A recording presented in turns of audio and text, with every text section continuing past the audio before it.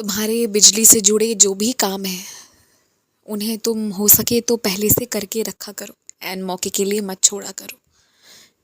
N मौके पर अपने कपड़े को सही करने के लिए बिजली का उपयोग करना, तो कभी अपनी मोबाइल के लिए, तो इन सारी चीज़ों को पहले से तैयार करके रखो, क्योंकि संभवतः ऐसा हो सकता है आने वाले दिनों में कि सुबह जिस वक्त तुम बिजली का उपयोग करते हो उस वक्त बिजली हो ही ना, तो फिर वैसे में परेशानी आ सकती है। बेफिजूल का चिंता क्यों मोलते हो? मैंने सिर्फ तुमसे यही कहा है, समय से पहले तैयारी रखो। तो सिर्फ इस बात को मानो ना, और क्या ही कहा है तुमसे, और क्या ही मांगा है तुमसे।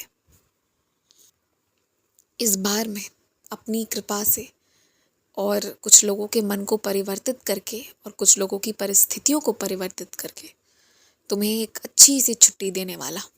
और मैं चाहता हूँ कि सर्वप्रथम तुम इस दौरान खूब आराम करो और प्रतिदिन गीता जी का पाठ भी करो। श्रीमद् भागवत गीता जी का पाठ होना चाहिए तुम्हारे द्वारा, ध्यान से। थोड़ा थोड़ा पढ़ो पर बहुत ध्यान से पढ़ो, वो क्या देना चाह रहा है उसे तुम लो। और उसके बाद मैं चाहता हूँ कि तुम अपने काम को अच्छे से करने के लिए जिन तैयारियों को करना है उन्हें पूरा करके रखो।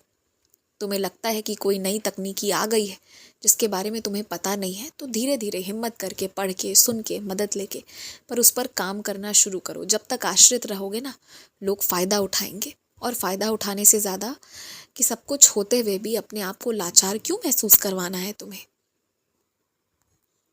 तो इसलिए ना अपना भला करो, और अपने भलाई के लिए सारी चीज़ों को, जिन जिन चीज़ों से डर लगता है ना, अब उन चीज़ों को कर डालो।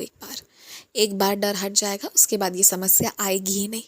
और मुझे खुशी है इस बात की कि तुमने उसके प्रति कदम उठाना शुरू भी कर दिया है, अपने डर का सामना करना। और पता है क्या, या तो आज रात तक ही या फिर कल सुबह किसी से मैं तुम्हारी बात करवाऊंगा या मुलाकात करवाऊंगा, और जो वो अपनी अनुभूति बताएंगे ना, उसमें वो जो तरीके अपनाएंगे उन तरीकों पर गौर करना, क्योंकि वही तुम्हारे किसी समस्या का बहुत बड़ा समाधान है। तुम समझ नहीं पा रहे हो कि तुम्हें जिससे जो चाहिए ना, तुम्हें पहले उससे जुड़ी हुई कोई चीज़ को चढ़ाना होगा। पर मैं बातें कितना भी समझा लूँ, अभी तुम्हें वो सब चीज़ें घूमी हुई लगेंगी। लेकिन तुम थोड़ा सब्र करो, सब समझ आएगा तुम्हें। यदि तुम चाहते हो कि तुम्हारे पास एक अच्छा सा घर हो, तो एक छोटा सा प्यारा सा खिलौना सा घर तुम अपने कान्हा को चढ़ा दो, देखो तुम्हें मिलेगा। ऐसा ही कुछ मैं समझाना चाह रहा हूँ।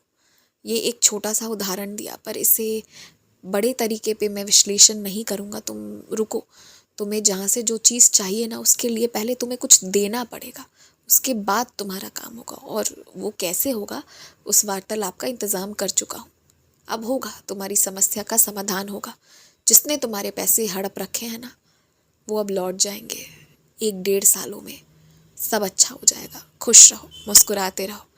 और अब मुस्कुराना ही है तुम्हें, क्योंकि अब सब अच्छा हो रहा है।